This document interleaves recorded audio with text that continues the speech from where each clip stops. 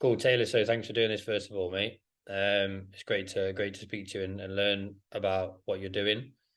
So why don't we start off by if you tell the listeners what it is you're doing and how you came to do what it is you're doing now. Yeah, Anthony, thank you so much, and obviously a pleasure to meet you face to face, albeit online. And thank you again for having me on and allowing me to use your platform to reach more footballers and athletes, hopefully to help develop their lives and careers. So what I do is I established a community called Football Entangled, and we're about chasing world-class performance and being optimal in all ways so that we can accomplish what we want in the football world, whether it's overcoming injury, breaking through ceilings as far as development, athletically, and then also conquering the unknowns of the mind that can self-sabotage players from amateur level all the way to the highest level. And I have a series of like programs and courses all built out, all at different budget levels. I work with amateur players, high school players, academy, college, and all the way up to the Premier League. Because I mean, every player, no matter where you are on the path, so to speak, you have the same problems, but just at different, you know, levels. So a guy in the Premier League has injuries, has mental stuff, has diet issues, has has like body comps things going on, the same as someone in high school, but it just obviously it's a bit nuanced. And it's my vision to revolutionize the football world one player at a time by giving them the tools to be their own trainer, their own doctor, their own physio, their own S&C guy, and figure out how to get the best out of themselves as opposed to relying on external, so-called experts, et cetera, et cetera. That's amazing, man. So how long has this been running this project? In May, it'll be about 3 years. Okay, cool. And you say you work with players from all levels, which is great. It's fantastic to hear that. And I think what you say is, you know, the challenges or the roadblocks, if you like, especially the mental ones, they are more the same, aren't they? It's just that they are very similar. It's just that they vary depending on, what the context is, but they're very similar problems that people encounter. So could you give us an example? Obviously not specifically talking about a player, but maybe one example that you think is quite frequent across different levels that players have, when they're dealing with these problems. Yeah, I mean, one of the big things that is very contentious on social media is this whole world of gym work and muscle-based training, and kind of the thinking that muscle is the end all and be all of performance, and not understanding that the brain has so much to play as far as like strength, speed, power, balance, agility, everything in between, and understanding that elite athleticism is so much more than good luck or genetics or just having like strong, big, like fast twitch muscle fibers. There's a lot more that goes into it, and my work kind of like reverse engineers all of that into of course, and a like a blueprint that like you can use to um, develop yourself much faster and to a higher level than you could before. The big problems that we see is that a lot of professional college footballers cause their own injuries from poor training in or outside the gym, from poor diet. Poor lifestyle is a big one, as far as like staying up late, playing video games, having toxic friends and habits, as far as things online, social media, like dopamine issues, depression, mood disorders, all these things that can obviously throw a wrench in optimal football development. Because I mean, at the highest level, like you've seen countless players ruin their career just because they couldn't take the pressure, they couldn't be consistent, they couldn't, you know, play their part in the team, and all that just goes back to the mind. And then obviously injuries physically is going to stop you from playing. Yeah, and so when you think about um those situations that players have and those roadblocks and issues that come up, do you think that it's more like, I mean, where would you say those players are from? Would you say it's more an American thing? Would you say it's players from all around the world? Is it a football thing? Is it specifically to America? What do you think? I mean, I think it's definitely more common in the westernized worlds, you know, America, Canada, the UK, Australia. Um, I like funny enough, I have so many clients from like Sweden, Denmark, Norway, because they're these guys, their culture, they're very focused on like every little detail that they can get their hands on to up their game. And these are the guys that I found are more open-minded for like some of these different protocols. But in the West, it's just there's such a you know, a focus on like gym work and kind of like these trainers doing cone work and less of the free spirited unstructured play that develops talent in Brazil and Argentina and you know other places with that Hispanic Latino culture, also in like Africa, creating some of those like street ballers, you know, even just like in the suburbs of like France, all these great players coming out of there just because they're playing street football every day for hours on end, and they're not, you know, having like 20 cones, doing like ball taps, and then doing push-ups and sit-ups. It's like they're just playing for fun, and that fun, that emotional connection to the game is actually what allows you to tap deeper into the flow state. And the flow state is where you can actually get more coordination, more skill acquisition as far as football, but then also your movement capabilities. Yeah, so it's really interesting because there's a hell of a lot of players, isn't there, that have come from these kind of places you just referred to, and they've had little to no structure or little to no structured training sessions, and yet maybe they grow up playing in a small five-a-side arena or in the streets against like bigger players.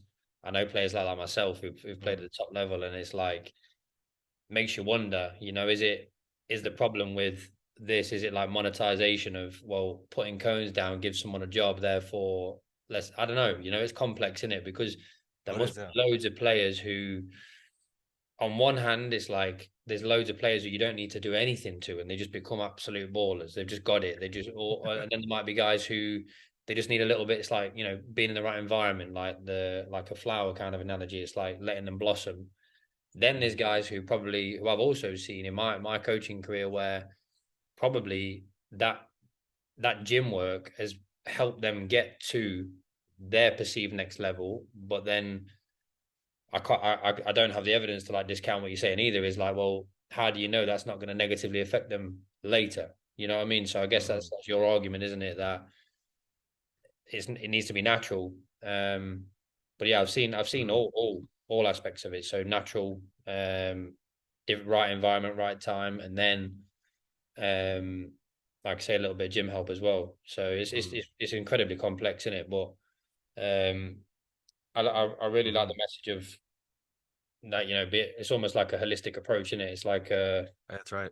looking at them as a person before, and for me as well as a coach and someone with a background in psychology, I think that's so important. It's something that's overlooked um, nearly all the time, to be honest. Even now, even with what Yeah. we know about psychology, and in 10 years' time, we're going to know more, and Mm-hmm.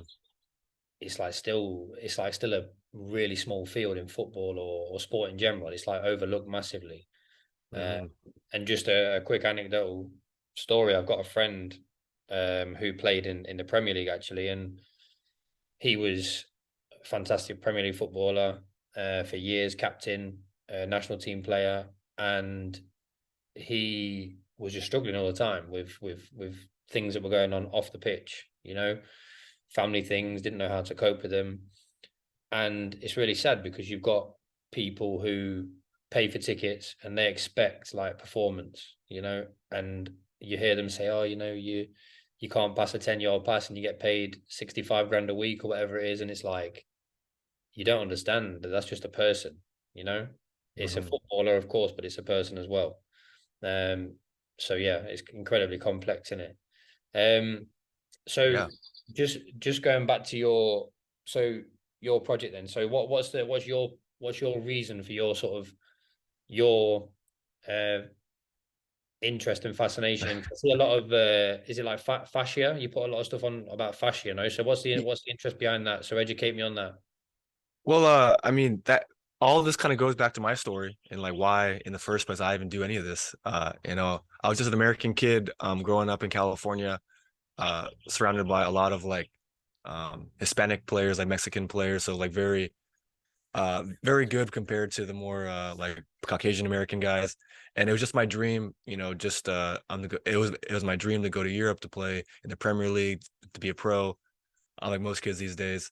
And I just made a commitment to myself, like I think when I was 13 years old, that I'm just do everything I could possible in this world to make it happen.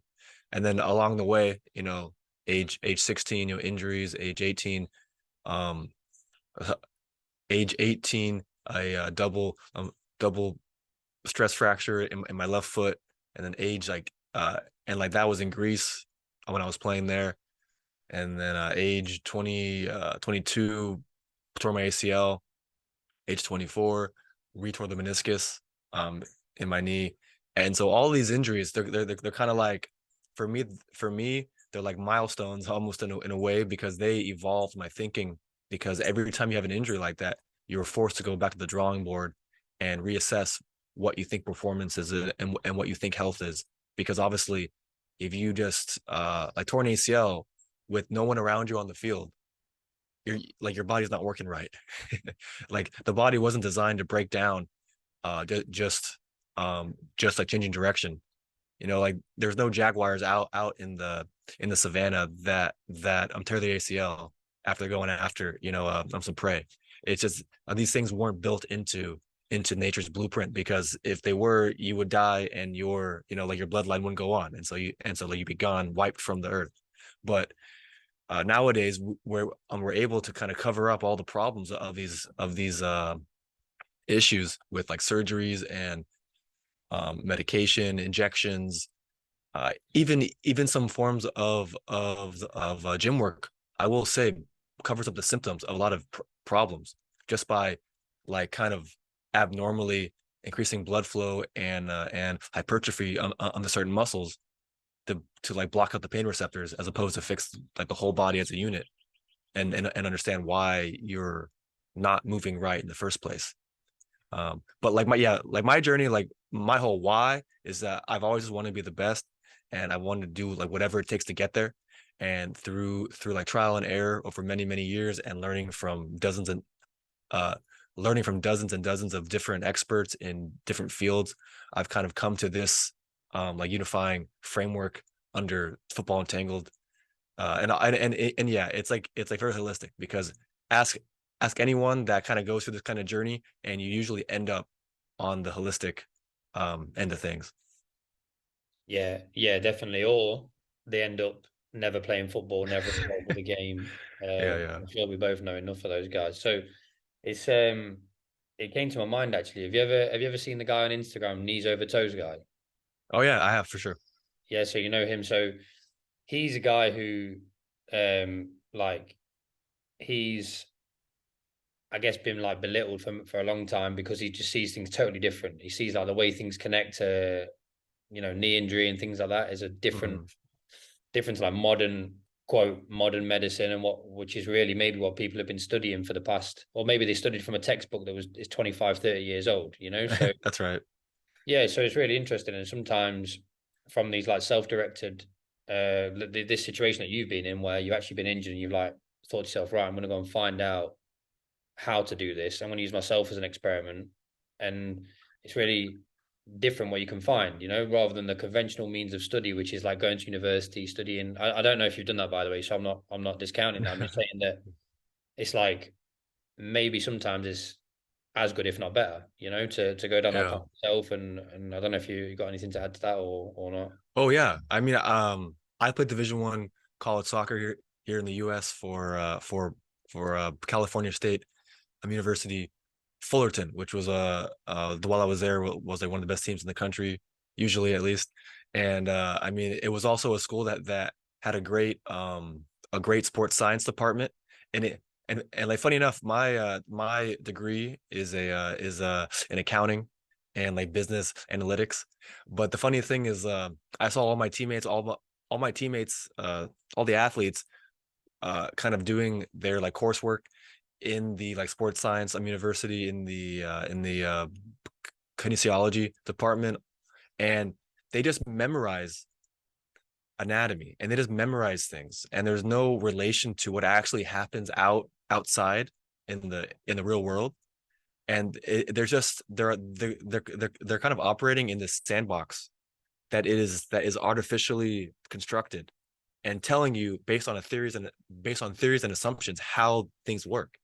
And then you're just supposed to memorize these things, take tests, and then you go out into the real world and you say, no, no, no, like here's how it works, even though in the reality the actual things happening conflict with those theories and assumptions. But then they just create excuses about like genetics and talent and good luck, and then even just saying that injuries are bad luck is just, to me, is asinine, because it's like you shouldn't be in pain. Like pain's not something that you should be accustomed to, because pain's a signal telling you that something's wrong. Definitely. And that was my journey as far as going through like the mainstream like rehab for my foot fractures, because I fractured my foot and they put a screw in there. Like 4 or 5 months later, like my agent was kind of my agent was kind of pressuring me to get back fast, to get back on a team back in Greece. I went back, played for a few weeks, refractured it, and and then went back to the same rehab, because I was like, okay, like I didn't really know anything back then, of course, but then like you learn on the fly, because it's your own body and you want to fix things and you don't want to suffer more and like waste more money and time. And I see the same thing happening in the Premier League and the Championship. I have players that I've consulted with, and they've had multiple like groin tears, and the physios and the gym staff is they're doing the same recovery that they did the first time. Like, why wouldn't you change what you're doing because it didn't work if the guy retore his groin like 3 times? And Yeah, the, and then even on top of that, like doing surgery to fix soft tissue injuries.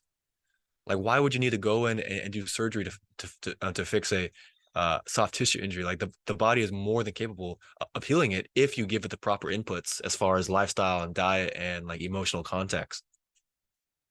yeah, and it's also, I guess, you're also into the realm of like players being commodities as well. You know, so Mm, when you're not playing, you're not making money. You're not selling shirts. I know I'm oversimplifying and exaggerating, but that's ultimately what it is, isn't it? So maybe at the top level, that's massively to do with that as well. You know, so it's like let's get you back on the pitch as fast as we can. Um, it's not my experience. I've got to say, like working in clubs I've worked in, but I get that. You know, I can imagine I can imagine there to be some truth to that theory of let's get you back as fast as we can because we need mm-hmm, you. We've paid for you. We need you. So yeah, it's interesting as well. Um, mm-hmm. I was thinking about something else now, but it slipped my mind.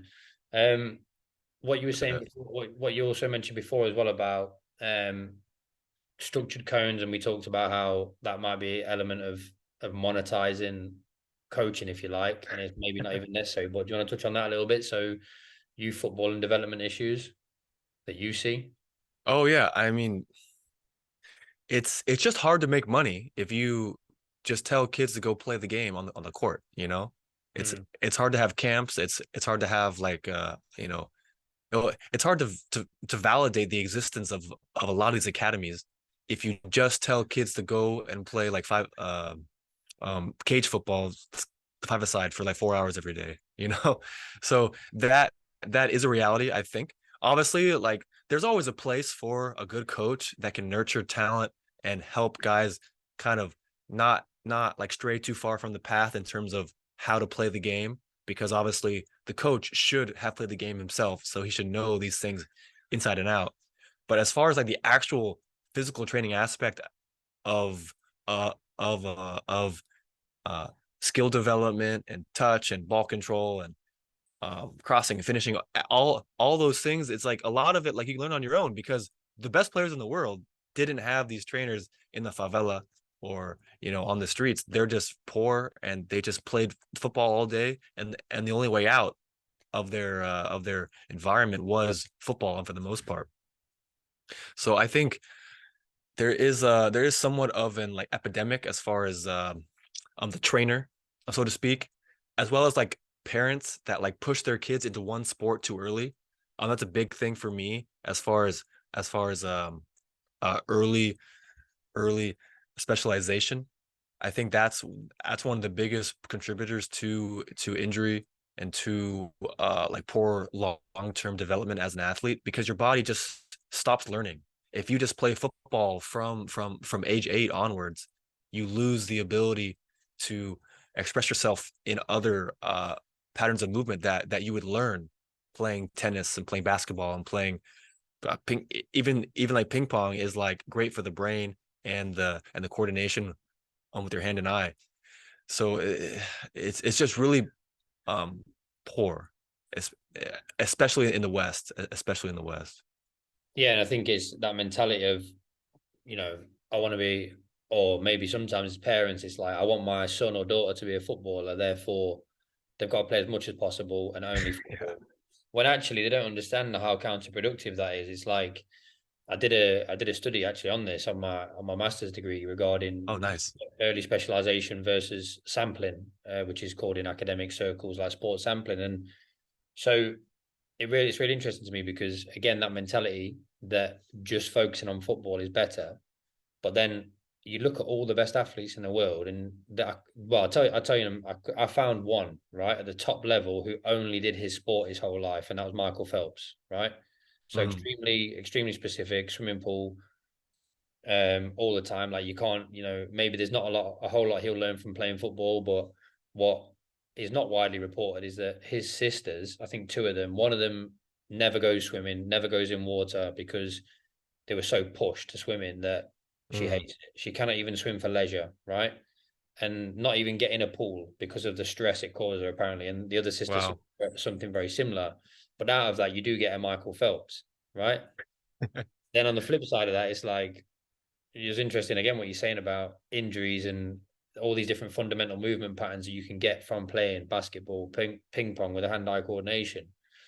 Um, but aside from just the physical attributes that you can gain from sports sampling, it's like, what about the mental as well? It's like if you just play football your whole life, maybe well, I know for sure there's a bigger number of burnout, right? Like you're going to get to like 13, 14. Maybe it's too much now. Maybe the challenges are too Mm. high, and that's when these, I'm not saying it's the only cause, but depression and all these different things kick in because they've got nothing else. Maybe they've got no other social outlets.